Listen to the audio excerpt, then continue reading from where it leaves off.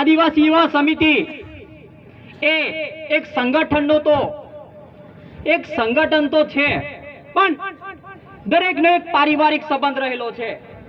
દરેક મિત્રો બધાના પરિવારના જેમ આદિવાસી યુવા સમિતિની અંદર રહ્યા છે. ઘણા બધા લોકોએ ઘણા બધા સમયથી, જ્યારે હું ગોગંબામાં 3 વર્ષથી આવ્યો છું, ત્યારે આદિવાસી યુવા સમિતિએ એક સમાજના નાતે ઘણા બધા મહેણા, પોલીસ સ્ટેશન હોય, ચાહે 15 લાખની વાતો હોય કે પેલા તો 15 લાખમાં સમાધાન કરે. સાહેબ, એ લોકોને આ મંચ પરથી મેં કહેવા માંગુ છું કે આજે ડોક્ટરને આ મંચ પર બોલવાની જરૂર નથી, પણ મારો પરિવાર છે. આ દરેક માણસ આ મારો પરિવાર છે. જેટલાને રાઠવા, નાયક, તડવી, વસાવા જેટલાને લાગે છે એ મારો સમાજનો, એ મારો પરિવાર છે, મારો ઘરનો સદસ્ય છે. મારે આ મંચ પરથી આજે 9 ઓગસ્ટ નિમિત્તે એક ઘટના જે કેવડિયાની અંદર બની છે એને મારે ખાસ વખોડવી પડે છે. કાલે આદિવાસીને ચોરના નામે મારી નાખવામાં આવ્યા છે. તારે મારા મંચ પરથી કહેવું પડે છે કે જે ચૈતર વસાવા છે એ મહારાજે આજે 9 ઓગસ્ટ કેન્સલ કરી છે. આજે માણસને ઉઠવાનો શોખ નતો, પોતાનો પરિવાર નતો, છતાં એ મરદ મારો એક પરિવાર છે, મારો આદિવાસી સમાજનો એક દીકરો બે દીકરા મરી ગયા છે, એના તે આજે લડી રહ્યો છે.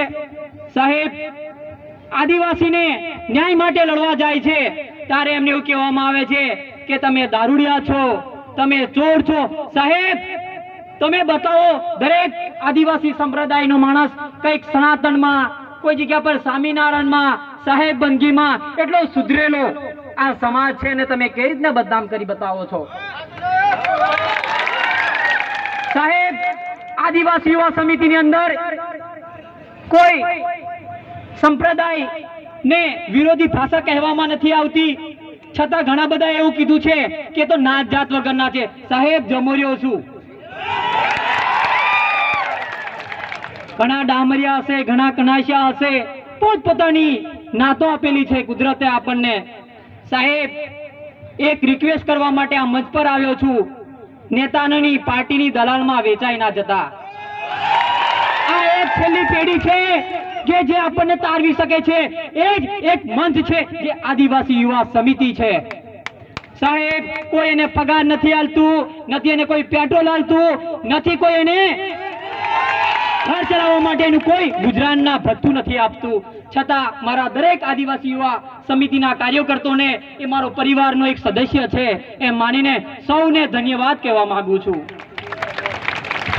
સાહેબ, મારે આ મંચ પરથી મારે કોઈના વખામણા નથી કરવા, પણ એક મરદનો દીકરો પાક્યો છે આદિવાસી યુવા સમિતિની અંદર, જે વિજય રાઠવા પાલ્લાનો છે. સાહેબ, વિનંતી એટલી જ કરવા આવ્યો છું કે સાહેબ, એને નહીં કોઈના પૈસા લીધા, નથી કોઈના ઘરનો રોટલો ખાધો. કોઈના ઘરનો રોટલો ખાધો બતાવો, ખાધો છે વિજય રાઠવા કોઈના ઘરનો રોટલો? કેમ જરૂર પડી આજે એને આદિવાસી યુવા સમિતિને સંગઠનને આગળ લઈ જવા માટે? કેમ છે કોઈ જવાબ એની પાસે?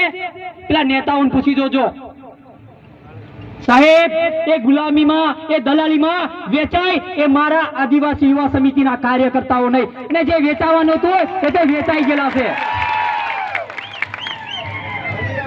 1.5 વર્ષ સમયગાળા દરમિયાન આદિવાસી યુવા સમિતિએ ઘણું પ્લેટફોર્મ સારું મજબૂતાઈથી લડી રહ્યા છે. ઘણા બધા નેતાઓ અમને બોલાયા, ટેબક બેઠક કરી કે ડોક્ટર તારે હું જોવે છે, તારે હોસ્પિટલ ચલાવવાની છે કે નહીં એમ. સાહેબ, આજે દી બંધ થઈ જાય ને લોકો થોઈ નહીં પડતો. મારા બાપાએ 100 વીઘા જમીન આજે મારા વારસામાં આપીને ગયેલો છે. એટલે તમને પણ આમંત્રિત એ જ કહેવા આવ્યો છું, રાત દિવસ 24 કલાક અમે તમારી મદદમાં જરૂર છે. બસ અમારે આદિવાસી યુવા સમિતિને તમારા આશીર્વાદની જરૂર છે. આપશો? આપશો ને? નેતાના ગુલામ બનશો?